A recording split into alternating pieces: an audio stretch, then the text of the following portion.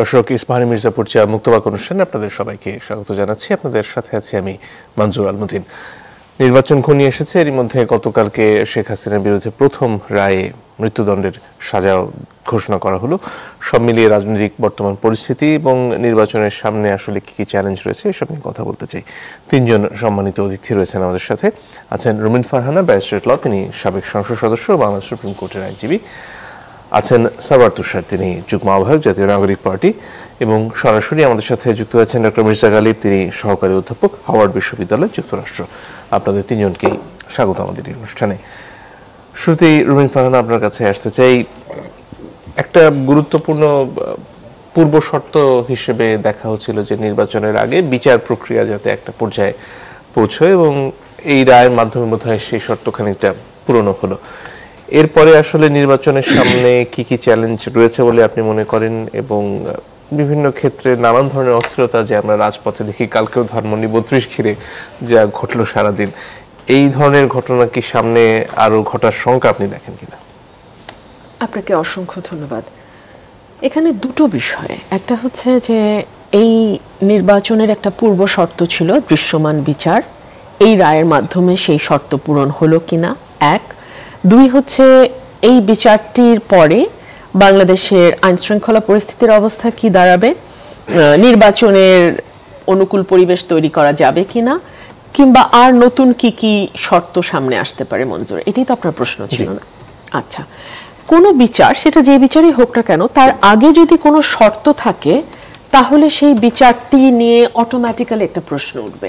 ধরুন বলা হচ্ছে যে 7 দিনের মধ্যে যদি বিচার না করা যায় তাহলে 7 দিন পরে আমরা আদালত বন্ধ করে দেব। কথার কথা বলছি, যে কোনো একটা মামলার ব্যাপারে এই দাবি যদি কোনো জায়গা থেকে উত্থাপিত হয়, তখন অটোমেটিক্যালি সেই মামলাটি ঘিরে একটা প্রশ্ন তৈরি হবে। আপনি কোনো নির্দিষ্ট সময় বেঁধে দিয়ে কিংবা কোনো নির্দিষ্ট শর্ত জুড়ে দিয়ে কখনোই বিচারকে আটকে ফেলার চেষ্টা, সেটা খুব ভালো পরিণতি নিয়ে আসে না। এক। দুই হলো, এটা একেবারেই প্রাথমিক একটা রায়। এরপরে হাইকোর্ট আছে, অ্যাপেলেট ডিভিশন আছে, সুতরাং আরো লম্বা প্রক্রিয়া বাকি আছে। তবে এই রায়টি স্বভাবতই দেশের সাধারণ মানুষের যেই ইচ্ছা, মেজরিটি পিপলের যে ইচ্ছা, সেটার একটা প্রতিফলন রায় হয়েছে। এই রায়টিকে ঘিরে নানান রকম মন্তব্য আমরা দেশের ভেতরে এবং দেশের বাইরে থেকে শুনতে পাচ্ছি। আমরা মানবাধিকার সংস্থাগুলোর নানা অবজারভেশন দেখছি। আমরা ডেভিড বার্গম্যান, যিনি খুবই সোচ্চার ছিলেন হাসিনার পুরো রেজিমে, যখন আমরা মোটামুটি একটা নিশ্চুপ জাতি ছিলাম, তো সেই ডেভিড বার্গম্যানও প্রশ্ন তুলেছেন, আজকে একটা আর্টিকেল লিখেছেন এই রায়টাকে ঘিরে, এবং ওনার আর্টিকেলটা ইন্টারেস্টিং, আমার কাছে ইন্টারেস্টিং মনে হচ্ছে। যে তিনি বলছেন, evidence strong but defence did bear minimum. মানে ভালো এভিডেন্স তো ছিলই, প্রসিকিউশনের হাতে 54 জন সাক্ষী এবং audio clips were excellent, so evidence were really very strong. But ডিফেন্সের একজন সাক্ষীও জেরার মুখে, মানে কাউকে জেরা করা হয়নি, ডিফেন্সের কোনো সাক্ষী ছিল না অ্যাকচুয়ালি। সো এটা একটা প্রশ্ন তো থাকবেই। ট্রায়াল ইন অ্যাবসেন্সিয়া হয়েছে, আরেকটা প্রশ্ন থাকবে। আর 3 হচ্ছে যে শেখ হাসিনার লয়ারের ব্যাপারেও এক ধরনের প্রশ্ন উঠেছে ইতিমধ্যেই। আমি জানি না সারা আওয়ামী লীগে কি একজনও সাহসী এবং ভালো লয়ার নেই? নিশ্চয়ই তা নয়। আওয়ামী লীগকে আমরা দাপটের সাথে 15 বছর কোর্ট শাসন করতে দেখেছি। যদি আমরা একেবারে খুবই ভদ্র ভাষায় বলি, সেটা হচ্ছে কোর্ট তারা শাসন করেছে গত 15 বছর। সো একজনও আওয়ামী লীগের পক্ষের কিংবা একজনও সাহসী কোনো লয়ার কেন দাঁড়ালেন না জানি না। রাষ্ট্রপক্ষ যাকে এনগেজ করেছে, আমি জানি না, ওনাকে আমি সেভাবে চিনিও না, তবে ওনার যে প্রতিক্রিয়া রায়ের পর দেখলাম, সেটা নিয়ে আসলে অনেক মানুষের অনেক রকম প্রতিক্রিয়া তৈরি হয়েছে। সো এই রায়টির সঙ্গে নির্বাচন কতটুকু যুক্ত, সেই প্রশ্ন রাখছি। আবার একই সঙ্গে এটাও ভুললে চলবে না যে এই নির্বাচনটিকে ঘিরে কেবলমাত্র তো বিচারের দৃশ্যমানতাই একমাত্র শর্ত নয়। আমরা দেখলাম বিচারের দৃশ্যমানতার পাশাপাশি পিআর পদ্ধতিতে নির্বাচন, গণভোট আগে হওয়া, এরকম নানান রকম শর্ত জুড়ে দেওয়া হয়েছে। কেবলমাত্র আওয়ামী লীগ নয়, জাতীয় পার্টি সহ 14 দলকে নিষিদ্ধ করার একটি শর্ত দেওয়া হয়েছে। লেভেল প্লেইং ফিল্ডের শর্ত এসছে। লেভেল প্লেইং ফিল্ড তো অবভিয়াসলি একটা মোটা দাগের ভালো নির্বাচন হতে হলো level playing field is a must. এবং এই শব্দটা আমরা মানে এত বেশিবার উচ্চারণ করেছি গত 15 বছরে, যেটার আসলে কাউন্টলেস টাইম আমরা কত কোটি অগণিত বার আমরা এটাকে বলেছি। So level playing field is fine. আপনার মতে, আমার মতে মোটামুটি জেনারেল একটা লেভেল প্লেইং ফিল্ড যদি হয় দ্যাট ইজ অলসো ফাইন।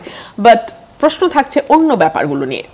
গণভোট আগে করার উপরে ব্যাপারে একটা শক্ত চাপ আছে, পিআর পদ্ধতি নিয়ে জামাতের একটা অনড় অবস্থান আছে, আবার একই সঙ্গে যেটা আমি বলছিলাম যে ওই 14 দল এবং জাতীয় পার্টি, বিশেষ করে জাতীয় পার্টিকে এখন বেশি দেখা যাচ্ছে, 14 দলের তেমন কোনো কর্মকাণ্ড চোখে পড়ছে না, বাট জাতীয় পার্টির কর্মকাণ্ড দেখা যাচ্ছে। সেটাকে নিষিদ্ধ করা হবে কিনা, আর যদি নিষিদ্ধ করা না হয় তাহলে জামাত সহ যারা এই দাবিটা তুলেছে তারা নির্বাচনে আসবে কিনা, এটাও একটা বড় প্রশ্ন। সো নানান দিক থেকে আসলে নির্বাচনটাকে ঘিরে নানান রকম আমরা ধোঁয়া দেখতে পাই। একই সঙ্গে দেখুন, এই প্রশ্নটাও না তুললে নয়, যেদিন শেখ হাসিনার রায় হলো সেদিন অবভিয়াসলি সবার মনোযোগের কেন্দ্রে ছিল সুপ্রিম কোর্ট, মানে ওই প্রেমিসেসটা আর কি, কারণ আইসিটি ওটার মধ্যেই, ইন্টারন্যাশনাল ক্রাইম ট্রাইব্যুনাল ওটার মধ্যেই। কিন্তু তার বাইরে 32 নম্বরেও নজর ছিল, কারণ বুলডোজার নিয়ে আসা হয়েছে, ভাঙা বাড়ি আবার ভাঙা হচ্ছে, মাটির সঙ্গে মিশিয়ে দেওয়া হচ্ছে। সো ওগুলোর দিকে মানুষের নজর ছিল। কিন্তু এই ফাঁকে খুবই ফিশি ভাবে বন্দরের এগ্রিমেন্ট হয়েছে এবং বলা হচ্ছে খুব দ্রুততার সঙ্গে হয়েছে।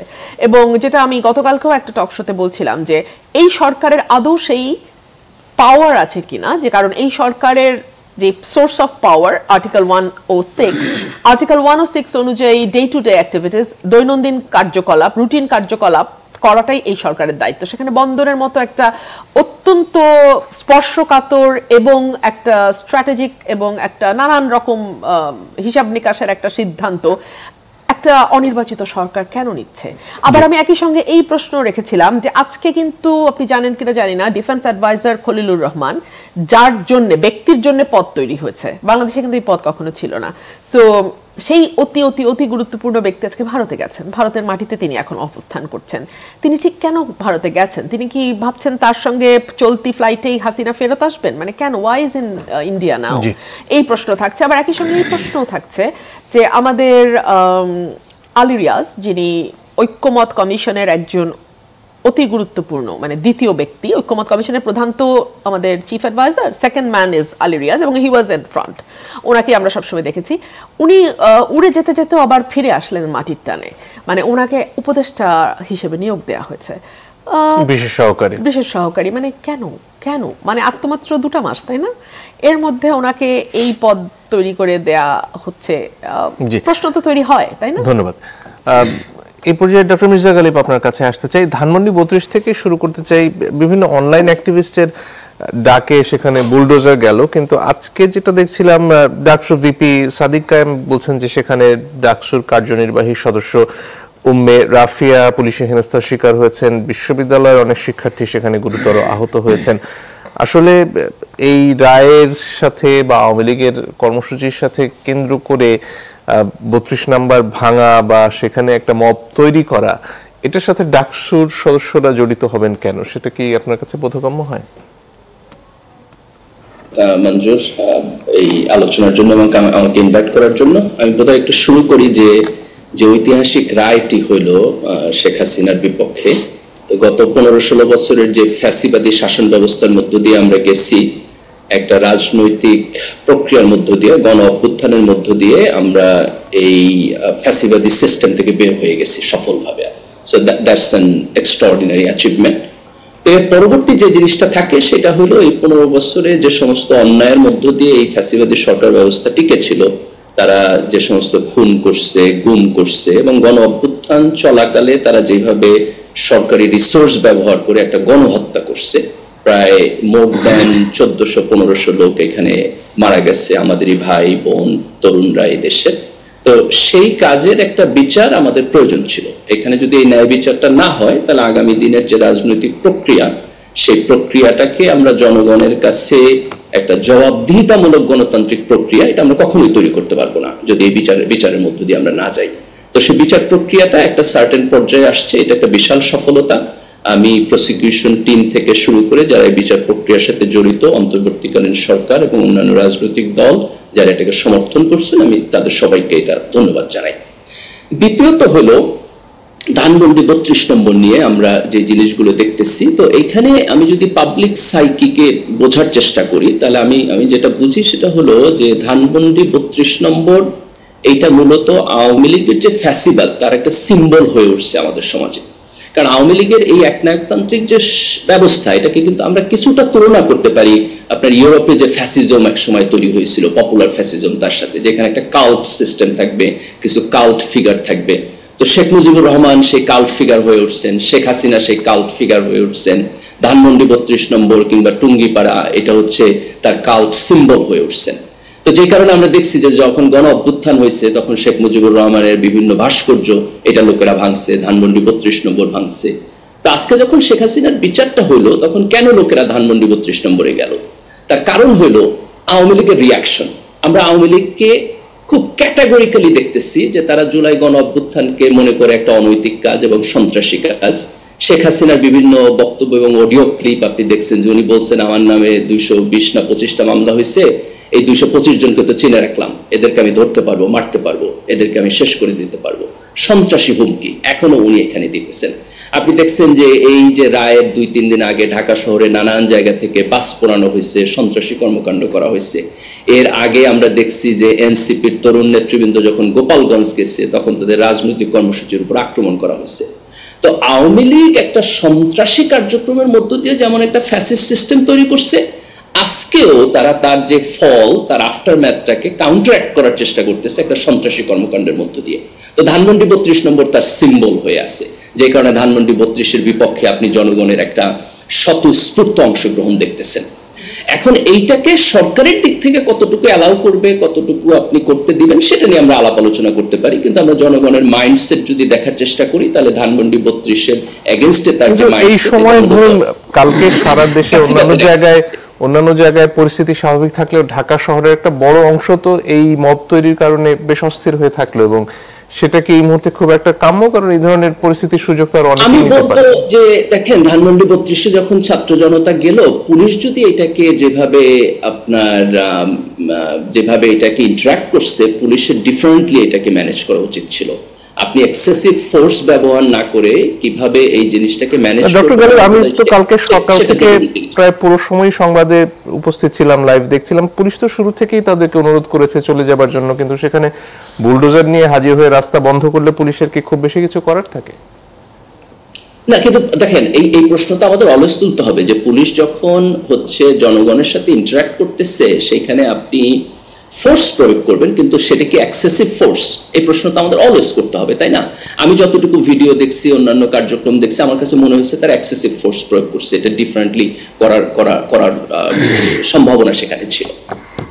কিন্তু আপনি যদি বলেন যে পুলিশের ফোর্স প্রয়োগ করতে হবে অথবা এটাকে সে কাউন্টার করবে, আমি তার সাথে এগ্রি করি, কিন্তু সেই প্রক্রিয়াটার মধ্যে আমার কাছে মনে হয়েছে তার এক্সেসিভ ফোর্স প্রয়োগ। মানে আরেকটা প্রশ্ন, বাংলাদেশে এখনকার পরিস্থিতিতে ধরুন আওয়ামী লীগের নেতা বলুন বা যেটাকে আপনি সিম্বল হিসেবে গড়ে উঠেছে 32 নম্বর, সেটার কথা বলছেন, সেখানে এইভাবে গিয়ে ভাঙচুর করাকে কি আপনি সমর্থন করেন? আমি ধানমন্ডি 32-এর ব্যাপারে ডিফারেন্ট পজিশন নিব। আপনি অন্য যে কোনো স্থাপনা বা অন্য যে কোনো প্রপার্টি আওয়ামী লীগের অথবা তাদের ব্যক্তি বা সমর্থকের ব্যাপারে যদি বলেন তাহলে আমি বলবো যে আমি তার বিরোধিতা করি। কোনো ধরনের অন্য জায়গায় ভাঙচুর বা ইন্টারফেয়ার এটাকে আমি এগ্রি করি না। কিন্তু ধানমন্ডি 32 ফ্যাসিবাদের এত বড় সিম্বল হয়ে উঠছে, আমি মনে করি যে তার এগেইনস্টে মানুষের যে জন আকাঙ্ক্ষার বহিঃপ্রকাশ এটা লেজিটিমেট। জি, ধন্যবাদ। আপনার কাছে আসতে চাই, এই যে নানান ধরনের অস্থিরতা এখনো সমাজে রয়েছে এবং সেখানে কতগুলো বিষয় রুবিন ফারহানাও বলছিলেন যে উচ্চ কক্ষে পিয়ারের ব্যাপারেও বিএনপির যেমন একটা অবস্থান রয়েছে, আবার পিয়ার নিয়ে সার্বিকভাবে জামাত ইসলামের একটা অবস্থান, তার পাশাপাশি বিচার নিয়ে এনসিপির কিছু দাবি, সনদ নিয়ে এনসিপির যে পর্যবেক্ষণ, সব মিলিয়ে নির্বাচনের আগের ধোঁয়াশাগুলো কাটছে কিনা? আপনাকে ধন্যবাদ। আমরা গত 1.5 বছর অনেক ধরনের সংকট, অনেক ধরনের সমস্যার মধ্যে ছিলাম এবং সেগুলো কিন্তু একটা একটা করে আমাদেরকে ডিল করতে হয়েছে জাতিগতভাবে। আস্তে আস্তে আমরা নির্বাচনের দিকে আগাচ্ছি। এখনও আমার কাছে মনে হয় যে নির্বাচনের আর সাকল্যে 75 দিনের মতো আছে। যেগুলোর কথা আপনি বললেন সংকট কিংবা এখনও বিবাদ হিসেবে, এগুলো কেটে যাবে, এগুলো খুব বড় কিছু আমি মনে করি না। কারণ এখানে তো এই যে পিয়ারের কথা যদি ধরেন, উচ্চকক্ষে পিয়ার বিএনপি এটার ব্যাপারে অ্যাগ্রি করে নাই। অন্যদিকে জামায়াত ইসলাম তো পুরো পার্লামেন্টে পিয়ার চায়, কিন্তু একটা তো আদেশ দিয়ে দেওয়া হয়েছে এবং আদেশের ব্যাপারে কোনো দল কিন্তু বলে নাই যে আমরা আদেশ মানি না। আদেশ মানে হচ্ছে একটা সলিড জিনিস, এটার ব্যাপারে আপনার একটা অবস্থান থাকবে, আমার একটা অবস্থান থাকবে, সেটা হয় না। আদেশটা কোথা থেকে দিয়েছে? সরকারের সোর্স অফ পাওয়ারটা কি বা অথরিটিটা কি, ওটা ওই আদেশেই বলা আছে যে এটা গণ অভ্যুত্থানের অভিপ্রায় জায়গা থেকে দিয়েছে, অন্তর্বর্তী সরকারের পরামর্শক্রমে রাষ্ট্রপতি দিয়েছেন, এটা পরিষ্কার বলা আছে। এবং এখানে 106 কিংবা কনস্টিটিউশনের কোনো ধারাকে আসলে রেফারেন্স হিসেবে বা মানে উৎস হিসেবে দেখানো হয় নাই। এখন পরবর্তীতে আদেশ চ্যালেঞ্জ হতে পারে কিনা, অনেকে বলছেন যেটা হবে, আমি মনে করি যে এটার কোনো সম্ভাবনা নাই। কেন? কারণ আপনি দেখবেন এখানে একটা খুব দারুণ কাজ অন্তর্বর্তী সরকার করেছে, যেটা আমি সমর্থন করি। সেটা হচ্ছে আদেশের মধ্য দিয়ে গণভোটের একটা ফ্রেম তৈরি করা হয়েছে। কারণ যেহেতু গণভোটটা নাই, আপনার কনস্টিটিউশনে নাই, 142 যে গণভোট সেটা আর এই গণভোট এক জিনিস না। এটা জনগণের একটা সার্বভৌম ক্ষমতার বহিঃপ্রকাশ হিসেবে গণভোট। এই গণভোট সংবিধানের ভেতর থেকে মানে ডিরাইভ করা সম্ভব না। ফলে এটাকে একটা এক্সট্রা কনস্টিটিউশনাল গণভোট হিসেবে নিতে হবে, যেটা আবার আদেশ দিয়ে আপনি এটাকে ফ্যাসিলিটেট করলেন। এরপরে আবার এই আদেশটাকে গণভোটটার মধ্যেও কিন্তু আদেশটা যাচ্ছে, মানে জনগণ শুধু জুলাই সনদকে অ্যাপ্রুভ করছে না, জনগণ এই আদেশকে অ্যাপ্রুভ করছে। ফলে আদেশের মধ্য দিয়ে আপনি গণভোটের রাস্তা তৈরি করেছেন, আবার গণভোটের মধ্যে আপনি আদেশকে ভ্যালিডেট করছেন, মানে জনগণ এটাকে অনুমোদন করবে। ফলে এটাকে পরবর্তীতে কেউ যদি 2/3 কিংবা রাজনৈতিক ক্ষমতার জোরে বাতিল করতে চায় বা এটাকে চ্যালেঞ্জ করতে চায়, তাহলে তারা কিন্তু একটা সমস্যার মধ্যে পড়বে। কিন্তু এখনো তো এই গণভোট আগে করার দাবি থেকে জামাত সহ অন্যান্য আমি মনে করি যে এটা জামায়াতের একটা রাজনৈতিক কৌশল। দুটো জিনিস, যে পিআর মানে লোয়ার হাউসে পিআর এবং গণভোট আগে, এটা তাদের একটা রাজনৈতিক কৌশল। কারণ এখন যদি গণভোট আগে করতে হয় তাহলে আপনাকে আবার এই আদেশটা বাতিল করতে হবে, আবার নতুন করে আদেশ দিতে হবে বা আদেশ সংশোধন করতে হবে, যেটা আসলে সম্ভব না। আদেশ মানে আদেশ, এটা দেয়া হয়ে গেছে। সেখানে বলা আছে যে নির্বাচনের দিন এটা হবে। এখন ঠিক আছে, জামায়াত ইসলামের নিজস্ব রাজনৈতিক দাবি থাকবে, সব দলেরই থাকবে, আমাদেরও আছে, কিন্তু তার মধ্যেও কিছু জিনিস তো আমরা আসলে জাতীয় স্বার্থে মেনে নিই। আমরা বলেছি যে গণভোটটার টাইমিংটা খুব বড় জিনিস না, গণভোটটা পরবর্তীতে বাধ্যতামূলক হচ্ছে কিনা, গণভোটের রেজাল্টটা আপনি উল্টে দিতে পারবেন না, এটা হচ্ছে গুরুত্বপূর্ণ জিনিস। কিন্তু বিএনপি এবং জামায়াত ইসলাম গণভোটের টাইমিং নিয়ে এক ধরনের বাকবিতণ্ডায় লিপ্ত হয়েছে শুরু থেকে। আমরা বলেছি যে না, এর চেয়ে গুরুত্বপূর্ণ জিনিস হচ্ছে এটা পরবর্তীতে কোনো সরকার এটা শুধু তার মানা ছাড়া অন্য কোনো উপায় থাকবে না, এই জায়গায় যাওয়া উচিত এবং সেই দিকেই যাবে। 180 কার্য দিবসের কথা বলা আছে। এখন আপনি বলতে পারেন যে এটা তো পরবর্তীতে কেউ চ্যালেঞ্জ করবে, এরকম দুষ্টুবুদ্ধি কার মাথায় আসতে পারে। হ্যাঁ, আসতে কিংবা কোন সরকারেরও এটা মনে হতে পারে যে আমার কাছে 2/3 আছে, আমি এই আদেশ সহ এই গণভোটের এই রেজাল্টগুলো বাতিল করে দিই। তাহলে তার যে পরিণতিটা ফেস করতে হবে সেটা তার জন্য ভালো হবে না। উদাহরণটা কি? উদাহরণ হচ্ছে আপনি দেখবেন যে তত্ত্বাবধায়ক সরকার ব্যবস্থা, এটা হচ্ছে আন্দোলনের ফসল, তাই না? তখন আন্দোলন করেছিল রাজনৈতিক দলগুলো, আন্দোলন করার ফলে বিএনপি সরকার এখানে তখন একটা গণতান্ত্রিক অ্যাপ্রোচের মধ্যে দিয়ে গিয়ে আন্দোলনটা মেনে নিয়েছে এবং শুধু তাই না, আন্দোলনের সাংবিধানিক স্বীকৃতি দিয়েছে। আজকে যে জুলাই সনদের সাংবিধানিক স্বীকৃতির কথা যখন হয়েছে, সবাই যেন আকাশ থেকে পড়লো, কিন্তু এটা তো নতুন ব্যাপার না। এর আগেও বাংলাদেশের আন্দোলনকে আপনার এরকম সাংবিধানিক স্বীকৃতি দেওয়ার নজির আছে। তাহলে কি এখন এনসিপি জুলাই সনদে সই করতে প্রস্তুত? জুলাই সনদে আমরা সই করবো কিনা সেটা সরকার চায় কিনা, সরকার তো আমাদের কাছে কিন্তু সরকারকে ডাকতে হবে, আমাদেরকে ডাকলে তারপর আমরা বিবেচনা করবো। যেহেতু আমরা আদেশের পুরোপুরি বিরোধিতা করি নাই, সেক্ষেত্রে অবশ্যই স্বাক্ষরের সুযোগ আছে। এখন আপনাদের তাহলে দ্বিমত নেই? আমরা কোথায় দ্বিমত, কি সমালোচনা সেটা আমরা বলেছি, কিন্তু এটাও সত্য যে আদেশ মানে অর্ডার দেওয়া হয়ে গেছে এবং সেই অর্ডারে আমরা অর্ডারটা চেয়েছি, সেটা হয়েছে, গণভোটটা হচ্ছে এবং সেটাকে বাধ্যতামূলক করা হয়েছে। নোট অফ ডিসেন্টের প্রশ্নগুলো একরকম আপনার অ্যাড্রেস করা হয়েছে। এখন সরকার যদি আমাদেরকে ইনভাইট করে তাহলে অবশ্যই আমরা ভেবে দেখবো যে আমরা সেক্ষেত্রে কি করব, কিন্তু সরকারকে তো ডাকতে হবে, মানে স্বাক্ষরের সুযোগ আমি মনে করি যে অবশ্যই আছে, সেই ক্ষেত্রে উদ্যোগটা সরকারের দিক থেকে আসতে হবে। আমি যে কথাটা বলছিলাম ওইটা একটু বলি, যে এই যে তত্ত্বাবধায়ক সরকারটা আপনার বাতিল, মানে এটা আন্দোলনটাকে বিএনপি ত্রয়োদশ সংশোধনীর মাধ্যমে কনস্টিটিউশনালাইজ করলো, মানে সাংবিধানিক স্বীকৃতি দিল ওই সময়কার সরকার, বা দিতে বাধ্য হয়েছে, যেটাই বলি। এটা আওয়ামী লীগ এসে বাতিল করে দিয়েছে 2011 সালে। তার পরিণতি কি খুব ভালো হয়েছে আওয়ামী লীগের জন্য? খুব ভালো হয় নাই। ফলে এই জুলাই সনদ বা আদেশ কিংবা গণভোট পরবর্তী থেকে আদালতে চ্যালেঞ্জ করবে রাজনৈতিক ক্ষমতার জোরে, সেটা তাদের জন্য ভালো হবে না। ধন্যবাদ। একটা বিরতির সময় হয়ে গেছে দর্শক, একটু পরে ফিরে আসছি, আশা করি সাথে থাকবেন।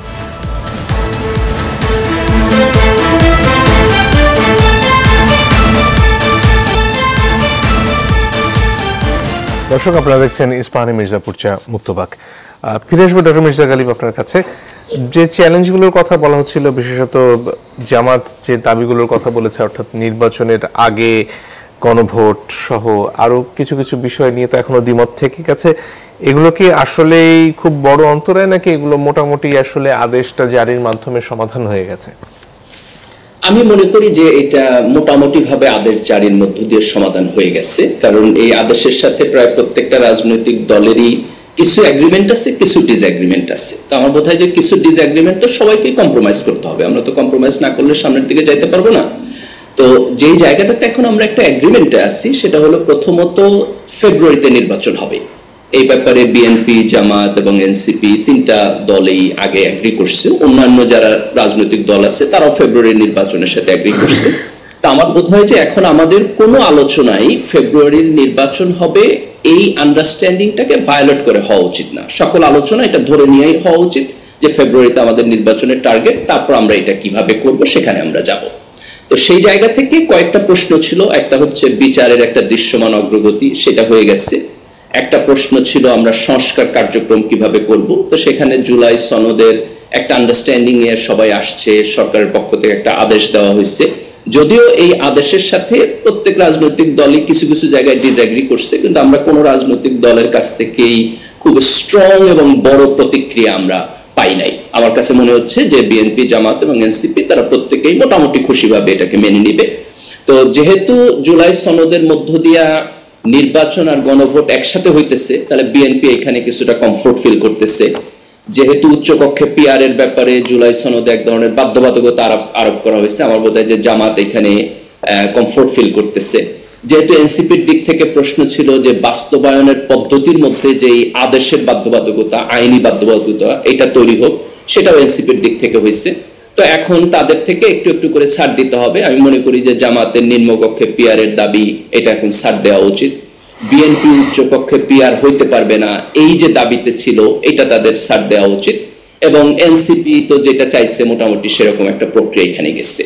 তো এখন আমাদের চোখ দেওয়া উচিত থার্ড পয়েন্টে। সে পয়েন্টটা হলো যে আমরা কিভাবে নির্বাচনকে নিরপেক্ষ করব, সেখানে আইন শৃঙ্খলা পরিস্থিতি ঠিক মতো থাকবে কিনা, যাতে করে কেউ কেন্দ্র দখল করে আপনার ভোট ডাকাতি না করতে পারে, অথবা নির্বাচনী ক্যাম্পেইন এবং প্রচারণার সময় যাতে করে সন্ত্রাসী কার্যক্রম না হয় অথবা অবৈধ টাকার ব্যবহার না হয়। তা আমার মনে হয় যে সকল রাজনৈতিক দলের এবং নাগরিক সমাজের যারা আমরা কথাবার্তা বলি, তাদের প্রত্যেকের এখন চোখ যাওয়া উচিত যে নির্বাচন কমিশনকে শক্তিশালী করা, ভোট কেন্দ্রে আইন শৃঙ্খলা পরিস্থিতিকে ঠিক রাখা এবং নির্বাচনের দিন যেন আমরা একটা উৎসব মুখর পরিবেশে ভোট দিতে পারি, সেইটা নিশ্চিতের জন্য আমাদের আলাপ আলোচনা করা।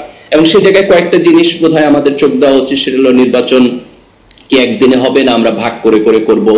তারপর হচ্ছে প্রত্যেক বুথে আপনার ক্যামেরা রাখা যায় কিনা, যেটা হচ্ছে পুরো জিনিসটাকে রেকর্ডিং করবে, এবং আইন শৃঙ্খলা পরিস্থিতির এনাফ প্রিপারেশন সেখানে আছে কিনা, লেভেল প্লেইং ফিল্ড আগে থেকে হয় কিনা। তা আমার বোধ হয় যে সামগ্রিক আলাপ আলোচনাটা এখন এখানে যাবে। যে ছোটখাটো মত পার্থক্য আছে, আমার কাছে মনে হয় না এই মত পার্থক্যগুলো এখন আর বড় হয়ে। এখানে নির্বাচনকে ঘিরে তো এক ধরনের আশঙ্কার কথা বা আওয়ামী লীগের তরফ থেকে এখানে ঝামেলা তৈরি করার কথা বিভিন্ন সময় বিভিন্ন আশঙ্কার কথা প্রধান উপদেষ্টা সহ অনেকেই বলেছেন, এবং প্রধান নির্বাচন কমিশনার বলছেন যে নির্বাচন আয়োজন করার জন্য সব রাজনৈতিক দলের সহযোগিতা তাদের লাগবে। সেটা আসলে কি ধরনের হতে পারে, বা সব মিলিয়ে এই যে আশঙ্কার কথা বা পার্শ্ববর্তী দেশ ভারত নিয়েও নানান ধরনের শঙ্কার কথা কাজ করে, সেগুলো আসলে কতটুকু সমস্যা তৈরি করতে পারে? দেখেন, এটাকে যদি আমি তিনটা ভাগে ভাগ করি, প্রথম ভাগটা যদি আমি মনে করি যে আওয়ামী লীগ এবং ভারতের ইন্টারফারেন্স, দ্বিতীয়টা আমরা ধরতে পারি আমাদের যে রাজনৈতিক দলগুলো আছে তাদের এক ধরনের ঐক্যমত, এবং তৃতীয়টা নির্বাচন কমিশনের এবং আইন শৃঙ্খলা যারা রক্ষা করবে তাদের সক্ষমতার প্রশ্ন। এই তিনটা জায়গায় যদি আমরা দেখি, তাহলে প্রথমে আমি মনে করি না যে আওয়ামী লীগ এবং ভারতের পক্ষ থেকে বাংলাদেশের আভ্যন্তরীণ রাজনীতিতে এখন কিছু করার আছে। তার কারণ হলো যেই গণ অভ্যুত্থানের মধ্য দিয়ে আওয়ামী লীগের পতন হয়েছে, এবং এই দেশের সাধারণ মানুষও বুঝে যে আওয়ামী লীগের এই ফ্যাসিবাদ মূলত ভারতের এক ধরনের প্যাট্রোনাইজেশনের মধ্যে দিয়ে তৈরি হয়েছে। আপনি যদি আজকে ভারতের সাথে বাংলাদেশের খেলায় দর্শকদেরকে দেখেন, যে তাদের উল্লাস অথবা যেভাবে তাদের ভারত বিরোধী অবস্থান তারা প্রকাশ করতেছে এই দেশের তরুণরা, সেখান থেকে একটা ক্লিয়ার আইডেন্টিফিকেশন আপনি পাবেন যে ফ্যাসিবাদকে তারা প্রত্যাখ্যান করছে এবং এই ভারতের আধিপত্যবাদকে তারা চরমভাবে প্রত্যাখ্যান করে। তা আমি মনে করি না যে ষড়যন্ত্র কইরা আওয়ামী লীগের পক্ষে অথবা ভারতের পক্ষে এখানে কোনো ধরনের ইনস্টেবিলিটি তৈরি করা সম্ভব। ছোটখাটো কিছু ট্রাই তারা করতে পারবে, কিন্তু একটা দেশের জাতীয় অবস্থানের উপরে এইভাবে চোরাগুপ্তা হামলা করে কিছু করার সুযোগ নাই। তো এটাকে আমি আউট অফ রুল বলবো, যদিও অনেকে এটা ষড়যন্ত্র তত্ত্বের জায়গা থেকে মনে করেন এটা একটা থ্রেট, বাট আমি মনে করি যে এটা কোনো থ্রেট হইতে পারে না। থ্রেট হইল বরং এই যে আমরা রাজনৈতিক দলগুলোর মধ্যে দেখতেছি তারা এর আগে ঐক্যমত হতে পারে না। এই ধরনের ইলেকশন কখন হবে? বিএনপি এক সময় ডিসেম্বরের মধ্যে নির্বাচনের দাবি তুলছিল, সেই দাবি জামাত এবং এনসিপি এগ্রি করে নাই। এই যে ডিসএগ্রিমেন্ট বিএনপির সাথে, জামাতের সাথে এবং এনসিপির সাথে, এবং এইটার মধ্য দিয়ে আমরা একটা ঐক্যমতে যাইতে পারতেছি না, এইটা হলো সবচেয়ে বড় থ্রেট। তো এখন তো ফেব্রুয়ারির মধ্য দিয়ে আমরা এই থ্রেটটা ওভারকাম করছি, এবং জুলাই সনদের ব্যাপারে যে ছোটখাটো আপত্তি আছে এগুলোর যদি বড় করে না তুলে, ধরেন আপনি যদি এখন সামনের দিনে দেখেন যে জামাত হঠাৎ করে লোয়ার কক্ষে পিআর এর জন্য বিশাল আন্দোলন শুরু করলো, অথবা বিএনপি শুরু করলো যে উচ্চ কক্ষে কোনো পিআর দিছে, আমি এটা মানি না, তাইলে যে ইনস্টেবিলিটি তৈরি হবে সেটা নির্বাচনের জন্য থ্রেট। কিন্তু বিএনপি, জামাত, এনসিপি এবং অন্যান্য রাজনৈতিক দলগুলো যদি নির্বাচনের ব্যাপারে একমত হয় এবং এখন যে অবস্থানে আছে এই স্থিতি অবস্থা যদি মেনটেন করে, তাহলে আমি এখানে কোনো থ্রেট দেখি না। থার্ড পয়েন্টটা থাকবে যে ইলেকশন কমিশনের সক্ষমতা, পুলিশের আইন শৃঙ্খলা আপনার রক্ষা করার ক্ষেত্রে সক্ষমতা, এবং নির্বাচনের দিন তাদের যে দায়িত্ব পালন করা সেটার সক্ষমতা। এইটার ব্যাপারে আমি এখনো সাবস্টেনশিয়াল প্রবলেম দেখি, কারণ আইন শৃঙ্খলার পরিস্থিতি এখনো ভালো হয় নাই। পুলিশকে আমরা খুব অ্যাক্টিভলি এখনো কাজ করতে দেখতেছি না। এখানে হয়তো আমাদের মিলিটারি ডিপ্লয় করতে হবে, এবং মিলিটারি এবং পুলিশ কিভাবে আইন শৃঙ্খলা রক্ষা করবে সেই জায়গাটা নিয়ে আরো বেশি আলাপ আলোচনা হওয়া উচিত। তো এই জায়গা থেকে লেভেল প্লেইং ফিল্ডের যে প্রশ্নটা সেটা খুবই রেলেভেন্ট বলে আমার কাছে মনে হয়। ধন্যবাদ। সাগর তুষার, আপনার কাছে ফিরে আসি। নির্বাচন কমিশন তাদের নিরপেক্ষতা নিয়ে আপনারা বিস্তর অভিযোগ তুলেছেন।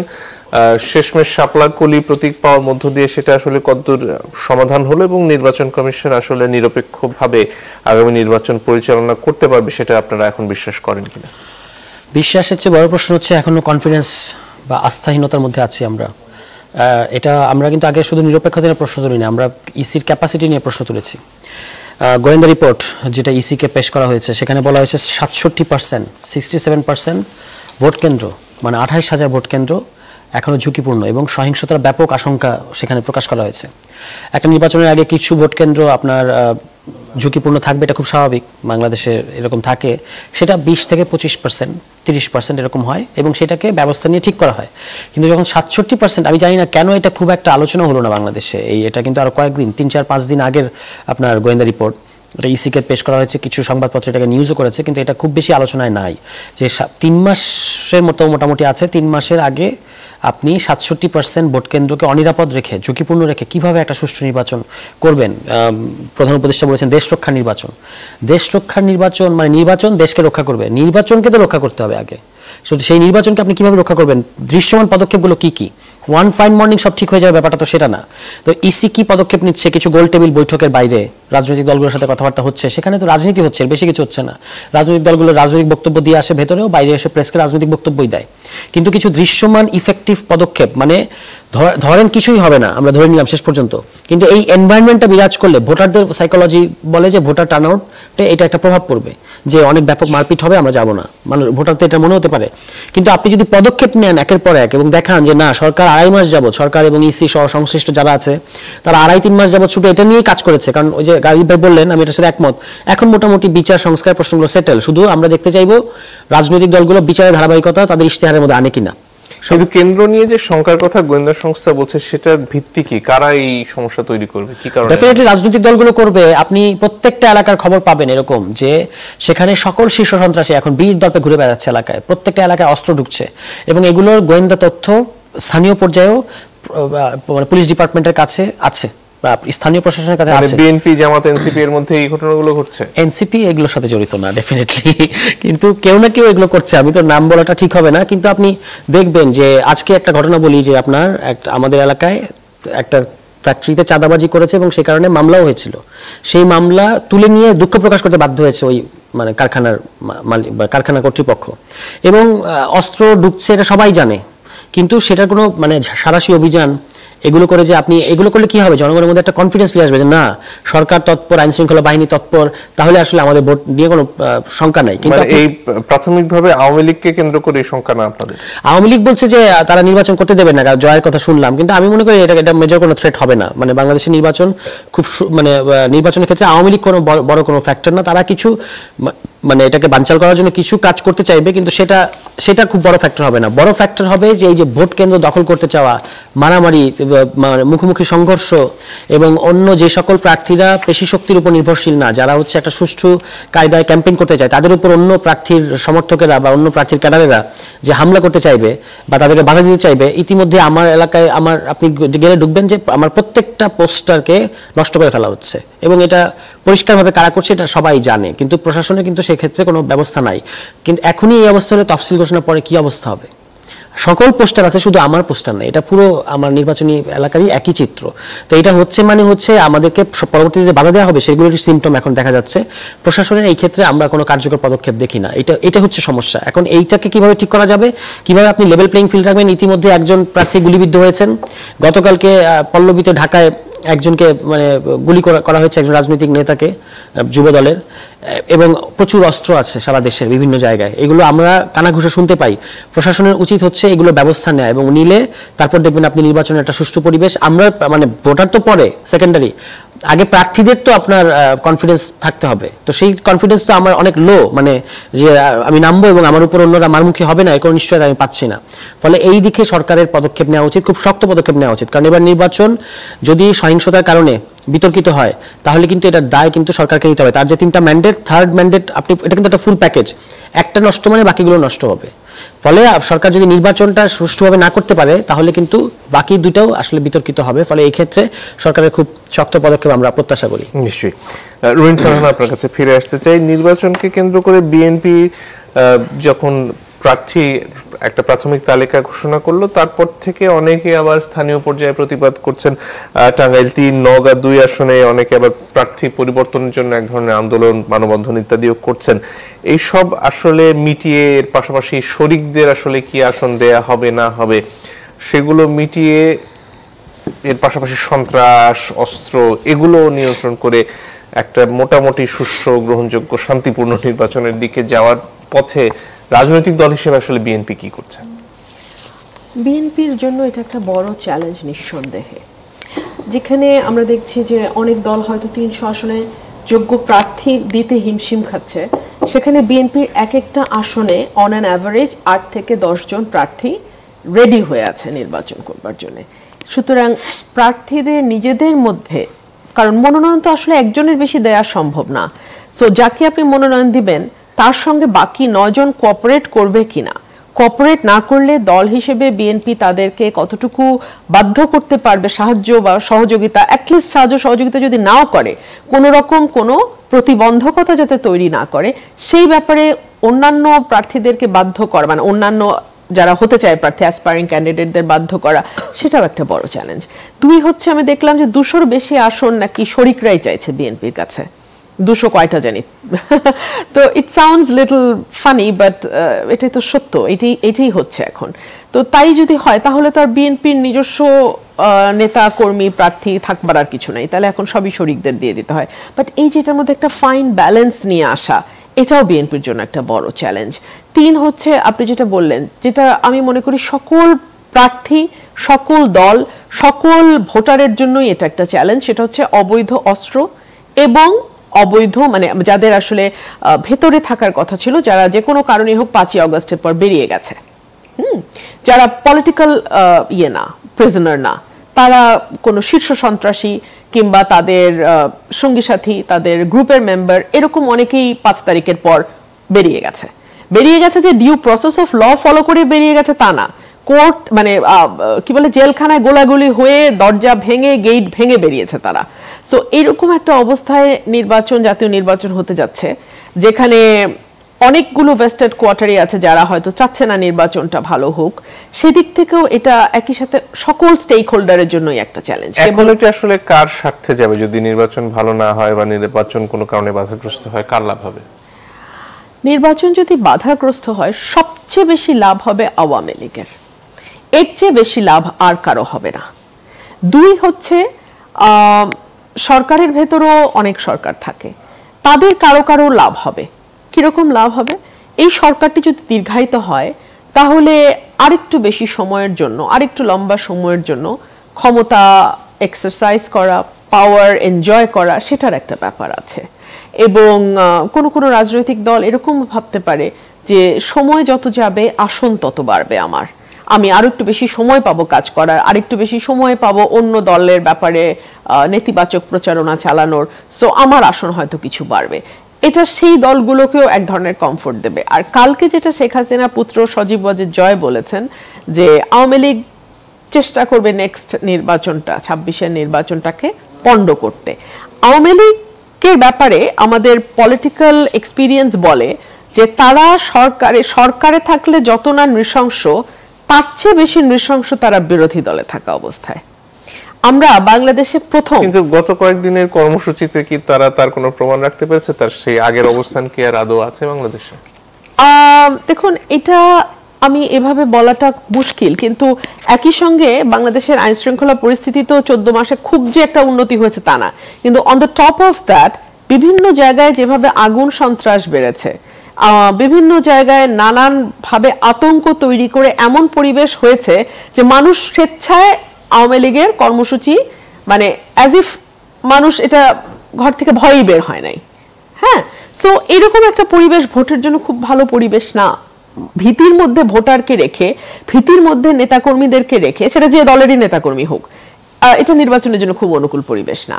আর বাংলাদেশে আওয়ামী লীগ বিরোধী দলে থাকলে কি করতে পারে তার একটা উদাহরণ আমরা লগি বৈঠার সেই তাণ্ডব মনে পড়ে। আর মনে পড়ে বাংলাদেশে মানে যাত্রীবাহী গাড়িতে আগুন দিয়ে মেরে ফেলার যেই সংস্কৃতি 2004-এ শেরাটনের সামনে আওয়ামী লীগ প্রথমবারের মতন চালু করছিল। সো এগুলো আওয়ামী লীগ বিরোধী দলে থাকলে তাদের নৃশংসতার অনেক রকম নতুন নতুন কায়দা আমরা মানে দেখি। সো এখন তারা আসলে কোন কায়দা বা কোন স্ট্র্যাটেজি নিয়ে এগোবে আমরা জানি না। জি, ধন্যবাদ। ডক্টর গালিব, আপনার কাছে ফিরে আসতে চাই। এই যে অস্ত্রের চালান নিয়ে নানান সময় নানানজন আশঙ্কা প্রকাশ করেন, সন্ত্রাসীদের উপস্থিতি বিভিন্ন পর্যায়ে, সেটা নিয়ে একটু আগে তুষার বলছিলেন, রুমিন ফারহানাও সেটার সাথে একমত। এগুলো কি একটা বড় সমস্যা হয়ে দাঁড়াতে পারে নির্বাচনের আগে? আমি মনে করি বড় সমস্যা হয়ে দাঁড়াইতে পারে। এই কোশ্চেনটাকে আপনি ধরেন স্পেসিফিকলি যদি বলেন যে কে করতেছে, কোন রাজনৈতিক দল করতেছে, এটা বোধহয় এখনকার জন্য খুব ভ্যালিড বা ইম্পর্টেন্ট কোশ্চেন না। আমরা প্রশ্নটাকে এইভাবে নিতে পারি যে আমরা যদি আমাদের পুরাতন রাজনৈতিক সংস্কৃতির দিকে দেখি, ধরেন আগে যে সমস্ত ডেমোক্রেটিক ইলেকশন হয়েছে, আপনি 91 থেকে আমরা যখন গণতান্ত্রিক রাজনীতিতে ছিলাম, তো এই নির্বাচনগুলো যদি আমরা দেখি, আমরা দেখবো যে অলওয়েজ যে আমাদের ইলেকশন কমিশন খুব পাওয়ারফুল না। আপনি যদি নির্বাচনে যান, সেখানে পেশি শক্তির একটা বড় ব্যবহার আছে। রাজনৈতিক সরকারের অধীনে হইলে তো অনেক বড় হয়। ধরেন বিএনপি থেকে যখন বদরুদ্দোজা চৌধুরী বের হয়ে গেছে, তখন যদি আপনি দেখেন যে সন্ত্রাসের মধ্যে দিয়ে তাকে অপ্রেস করা হয়েছে। আওয়ামী লীগ থেকে যখন আপনার কাদের সিদ্দিকী বের হয়ে গেছে, দেখবেন যে সন্ত্রাসের মধ্যে দিয়ে তাকে অপ্রেস করা হয়েছে। তো যখন কেয়ারটেকার সরকার থাকে, তখন রাজনৈতিক দলগুলোর এই পাওয়ারটা অনেক কমে যায়, কিন্তু স্থানীয়ভাবে এটার একটা ডিস্ট্রিবিউশন থাকে যে কোন এলাকায় কে কতখানি শক্তিশালী, তার উপর ভিত্তি করে ডিস্ট্রিবিউশন থাকে। তাহলে আমাদের যে রাজনৈতিক সংস্কৃতি, সে রাজনৈতিক সংস্কৃতিটা কিন্তু একেবারে একটা সুষ্ঠু নির্বাচনের জন্য খুব ভালো না। যেমন আমি ওয়েস্টে থাকি, ওয়েস্টে যদি আপনি দেখেন নির্বাচনের দিনে আপনি বুঝবেনই না যে আজকে ইলেকশন হইতেছে, কে কোথায় যায়, কিভাবে ভোট দিতেছে, কিচ্ছু নাই, কোনো পারাপারি নাই, একজন আরেকজনের সাথে হুড়াহুড়ি নাই, নাথিং ইজ হ্যাপেনিং দেয়ার। কিন্তু আমাদের দেশে এটা কমপ্লিটলি ডিফারেন্ট। তো সেখানে আপনি ধরেন ইলেকশনের ক্যাম্পেইন যখন চলবে, তখনই আপনি দেখবেন যে এক গ্রুপ আর এক গ্রুপ করে মিছিল করতে দিতেছে না, পোস্টার ছেড়ে ফেলতেছে, এখান থেকে বের করে দিতেছে। তো এই কালচারটা যেহেতু ভালো না, তাহলে এখানে আমি যদি একটা স্ট্যান্ডার্ড সিস্টেম চাই, তাহলে আমাকে এটা ইম্পোজ করতে হবে। ইম্পোজ করতে হবে কোথা দিয়ে? আইন শৃঙ্খলা বাহিনী দিয়ে ইম্পোজ করতে হবে। যে এমন একটা অ্যাটমসফিয়ার যেখানে যে কেউ মনে করবে যে আমি যদি অন্যায় করি, তাহলে অন্যায়ের জন্য আমার একটা পানিশমেন্ট হবে, আমি অন্যায় করে পার পেয়ে যাব না। তো সেই জায়গা থেকে আমি মনে করি যে যদি আইন শৃঙ্খলা পরিস্থিতি যথেষ্ট স্ট্রং না হয়, তাহলে সবাই এটার সুযোগ নেওয়ার চেষ্টা করবে। এবং সুযোগটা কারা নিবে? যারা যেই জায়গায় অধিক শক্তিশালী, যাদের লোক বেশি, মাসল পাওয়ার বেশি, টাকা বেশি, অস্ত্র বেশি, তারা এটাকে ব্যবহার করবে। এবং তখন হচ্ছে যারা পেশাদার সন্ত্রাসী, তারাও ধরেন আপনি ভাড়ায় খাটতে পারবে। যারা মোর প্রমিজিং আগামী নির্বাচনে জিতবে, তাদের হয়ে তারা ভাড়ায় খাটবে, অথবা যারা বেশি টাকা দিবে তাদের হয়ে তারা ভাড়ায় খাটবে।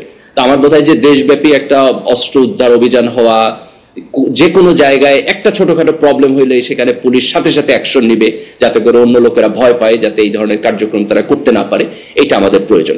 আরেকটা জিনিস বোধহয় রাজনৈতিক দলের দিক থেকে এটা করা অত্যন্ত কঠিন, আমাদের কালচার এটা নাই, কিন্তু রাজনৈতিক দলগুলো যদি তার নিজের দলের এই জাতীয় যে কোনো সন্ত্রাসী কার্যক্রমের বিপক্ষে দাঁড়ায় এবং এটাকে খুব কুইকলি এক ধরনের দলীয় আপনার সিদ্ধান্ত গ্রহণ করে এবং দলীয় ব্যবস্থা গ্রহণ করে, সেটাও হয়তো আমাদের কিছুটা সিগন্যাল দিবে। কিন্তু এটা আমরা অতীতে দেখি নাই, খুব অল্প সময়ের মধ্যে এটা হবে বলে আমি মনে করি না। এই কারণে নির্বাচন কমিশন এবং পুলিশের ভূমিকাটাকে আমি সবচেয়ে বেশি বলে মনে করি। জি, ধন্যবাদ। স্যার তুষার, যদি আর কিছু যোগ করার থাকে। হ্যাঁ, মানে আমি যেটা বললাম যে ভোটারের কনফিডেন্স, ভোটার এবং প্রার্থী তাদের কনফিডেন্স আসবে যদি পদক্ষেপ দেখে তারা। সমস্যা থাকবে, আমরা তো 100% সলিড জায়গায় বা 100% একেবারে কোনো ধরনের সমস্যা নেই এমন জায়গায় যেতে পারবো না, বা যা এখনই থাকবে না সেটা। কিন্তু সরকার পদক্ষেপ নিচ্ছে, সরকার তৎপর, সরকার চেস করছে এই ধরনের সমস্যাগুলোকে, এইটা জনগণ দেখতে হবে এবং এটা একটা স্পেকটাকেল থাকা উচিত। তাহলে কিন্তু জনগণের মধ্যে, ভোটারের মধ্যে আপনার কনফিডেন্স আসবে। এটা সরকারের এখন থেকে আর 75 দিন আছে, আমি মনে করি প্রতিদিন এই ধরনের কোনো না কোনো কার্যক্রম থাকা উচিত মাঠ পর্যায়ে। এটা খুব ইম্পর্টেন্ট। ঢাকায় বিভিন্ন গোলটেবিল বৈঠক করে সরকার, ইসি, সেটা তারা করবে, কিন্তু মাঠ পর্যায়ে কর্মসূচি থাকা উচিত সরকারের পক্ষ থেকে, বিভিন্ন ধরনের তৎপরতা। তাহলে ভোটাররা যখন দেখবে যে সরকারকে তো দেখতে পায় না, এই সরকারকে তো দেখা যায় না ঢাকার বাইরে, তো সরকারকে যখন জনগণ দেখবে যে সরকার মানে সরকারের প্রশাসন, তখন ভোটাররা আস্থা পাবে এবং সেটা খুবই জরুরি না আগামী নির্বাচনের জন্য। এর পাশাপাশি এখানে প্রার্থীদের যে প্রচারণা, সেখানে কি এলাকার মানুষের যে সমস্যা বা জীবন ঘনিষ্ঠ যে বিষয়গুলো, সেগুলো কি আদৌ প্রাধান্য পাচ্ছে, নাকি দিনের শেষে মোটা দাগের সংস্কারের মধ্যে আলোচনাটা সীমিত থেকে যাচ্ছে? না, মানে আমি মনে করি এখনো ট্রেডিশনাল প্রার্থীরা প্রচারের ক্ষেত্রে ট্রেডিশনাল সংস্কার কিংবা জনগণের যেগুলো সমস্যা, সেগুলো তারা খুব বেশি অ্যাড্রেস করে না, আমার চোখে পড়ে নাই।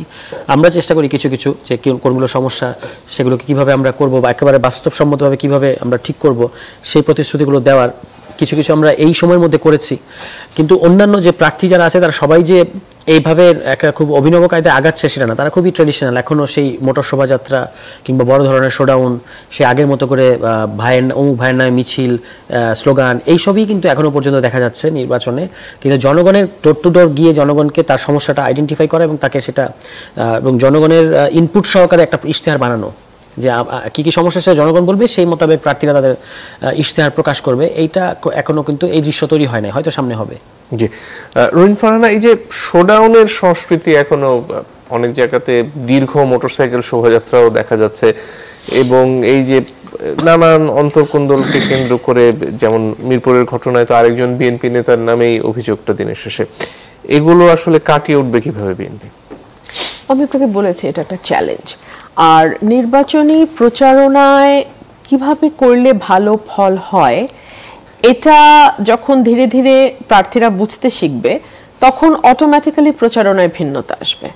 ধরুন, আমি যখন আমার প্রচারণায় যাই, আমি কিন্তু আগে থেকে জানি যে ওই ইউনিয়নে আমার কি কি প্রবলেম, হ্যাঁ, এটা আমি আগে থেকে নোট ডাউন করা থাকে, এবং আমি গিয়ে চেষ্টা করি সেই ঘনিষ্ঠ কথা বলতে। এবং ব্রাহ্মণবাড়িয়ায় মোটা দাগে আমার 2টা উপজেলায় কি কি সমস্যা আমি জানি। সো আমার নির্বাচনী যেই প্রতিশ্রুতি, মোটামুটি আমার বক্তব্য সেগুলো ঘিরে থাকে। তবে একই সঙ্গে এটাও অস্বীকার করার কোনো উপায় নাই যে বাংলাদেশে লোক দীর্ঘ মোটরসাইকেলের একটা শোডাউন কিংবা ধরেন ট্রেডিশনাল ওয়েতে যেভাবে প্রচারণা পুরনো যে ধারা রাজনীতি, বিশেষ করে আওয়ামী লীগের সময় যেভাবে মানুষকে আসলে ভীতিগ্রস্ত করা হতো, সেটাকে মনে করিয়ে দেয় না এই শোডাউনগুলো? আবার এটার একটা দিক যেমন এরকম, অন্য দিকটা হচ্ছে এটা কিন্তু একই সঙ্গে একটা উৎসবের আমেজও আনে। কিরকম? মানে যখন সবাই একসঙ্গে দলের স্লোগান দিতে থাকে বা একসঙ্গে প্রার্থীর স্লোগান দিতে থাকে, সেটা কিন্তু একই সঙ্গে আমাদের নির্বাচনের কথাও মনে করিয়ে দেয়। এখানে যেটা বিষয়, বাংলাদেশ কিন্তু একটা ট্রানজিশনাল অবস্থায় আছে, পলিটিক্স একটা ট্রানজিশনের মধ্যে আছে। সো কোন ওয়েটা সবচেয়ে ভালো কাজ করবে, এটা কিন্তু ইয়েট টু বি প্রুভড। এগুলো কিন্তু প্রুভেন ওয়ে, লোক সমাগম করা, মোটর শোভাযাত্রা করা, এগুলা কিন্তু 50 বছর ধরে হয়ে আসছে। এগুলা একরকম 50 বছর ধরে কাজ করছে বলেই তো প্রার্থীরা এই পথে হাঁটছে। এরপরে যখন আবার একদম নতুন ভাবে, আবার নতুন ধারার একটা প্রচারণা শুরু হচ্ছে যে কোন এলাকায় কি প্রবলেম, কোন জায়গায় কি সমাধান দরকার, সেগুলো ওরিয়েন্টেড কথা বলা, এটা যদি পপুলার হতে থাকে, তখন দেখা যাবে আরো অনেক প্রার্থী এই পথে যাওয়া শুরু করেছে। আমার মনে হয় যে একটু সময় দেয়া হোক বাংলাদেশকে এবং বাংলাদেশের রাজনীতিকে, এটা পরিবর্তন মানে একদম ইনএভিটেবল, এটা হবে, এটা পরিবর্তন হবে। ডক্টর গালিব, যদি আর কিছু যোগ করার থাকে।